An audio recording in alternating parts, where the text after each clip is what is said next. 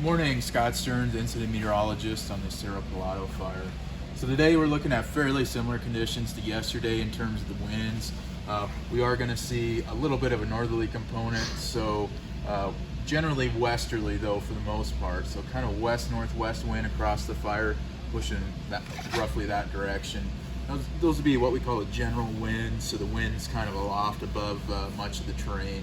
Down in the terrain, we're looking at, especially in these north-south oriented large, even some of the smaller canyons here, narrower canyons, we're looking at mainly terrain-driven winds, and those will kind of battle with the general winds near the ridge tops and such, and so that'll cause some kind of squirrely conditions for firefighters that did prove a little bit unfavorable yesterday in a few areas of the fire, but overall glad to see the lighter winds versus what we have been seeing and what it looks like we will be seeing.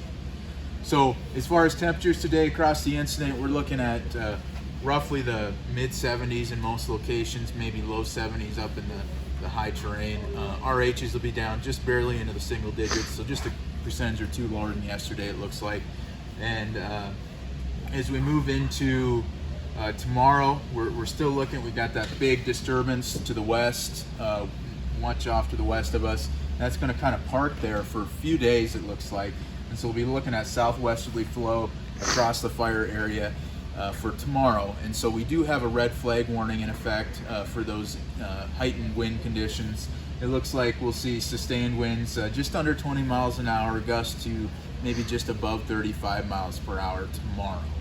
So again, red flag warning tomorrow, and we'll have more details on that to come. But just keep in mind that we are going to see those southwest winds across the incident for the next several days. And matter of fact, we've already do have a fire weather watch in effect for Sunday as well at this time. Looks like the strongest winds over the next few days will likely be on Sunday. So that's a pretty big wind day.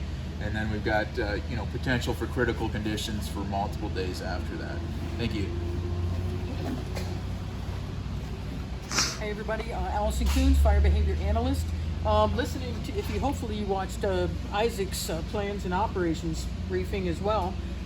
So Isaac said, as we have a pretty good hold on this whole west end again, we're still having just that little bit of growth and slowly moving down slope, backing in towards the 4.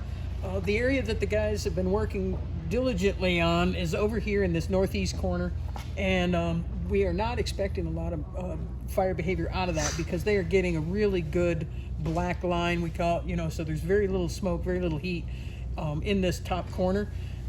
As we move down south along Division Foxtrot, we still have some good heat in there, but it's sitting still for the most part. It's down in this little drain, it's down in this canyon, and it's staying down in there, but it hasn't quite gotten enough of a push through wind to be able to get it up on top, up on this next mesa over.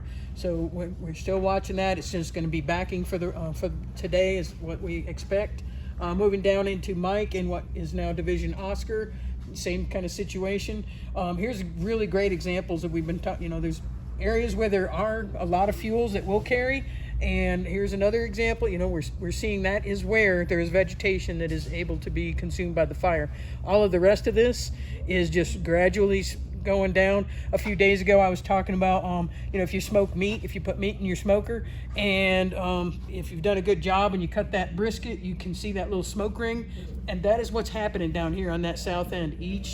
Each day, it's just a little bit of growth around the entire perimeter. It makes a lot of acres because it's so many miles of line, but it's just slowly moving. Once we get into Romeo, Isaac, again, he talked about having a little bit of a slop over, and that is representative of squirrely winds. That's how we were going to call it, squirrely winds, because the topography is shifting on these guys on the ground. And when they got that easterly push that nobody really was expecting, that's what did that for them. But now with what Scott is telling us, with that more of a southwest influence, things are looking a lot better over here as the daylight starts, and we're expecting just again a gradual backing in Division Romeo. Thank you.